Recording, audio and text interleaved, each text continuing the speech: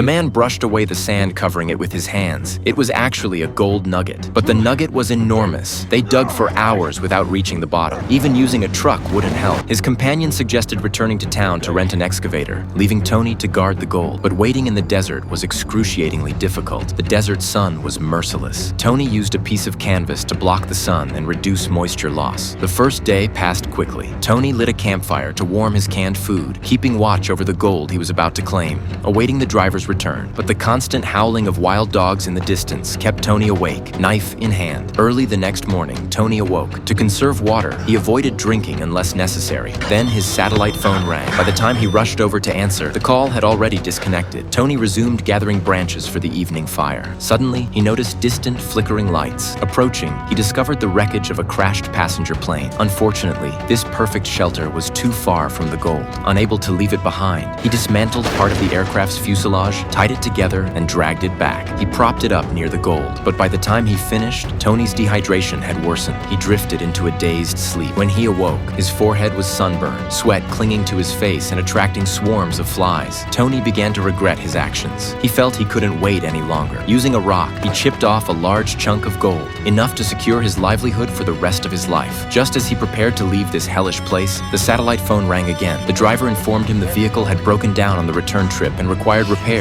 delaying them by a day. Tony replied he just chipped off a gold nugget, enough to split evenly. The driver insisted this was a once-in-a-lifetime opportunity, telling Tony to wait. He'd be back soon. On the third day, Tony drank some water. Then he spotted a snake. To conserve food, he lunged at it with his knife, but failed. Half the water spilled, and the canned food was nearly gone. He returned to the plane wreckage to search for supplies, but saw a woman approaching in the distance. Tony quickly hid the gold nugget in his bag. The woman asked what he was doing there. Tony remained silent, trying to shoo her away, but then she spotted the camp in the distance and walked straight toward it. Tony panicked and rushed to stop her, but she ignored him, determined to investigate. Noticing his agitation, she sensed he was hiding something. In his panic, Tony struck her down with a shovel. When he came to his senses, he realized she was dead. Terrified, Tony collapsed. For the gold, he had become a murderer. He gathered her supplies and buried her in a pit, but the body attracted a pack of wild dogs. With no other choice, Tony burned the woman's body.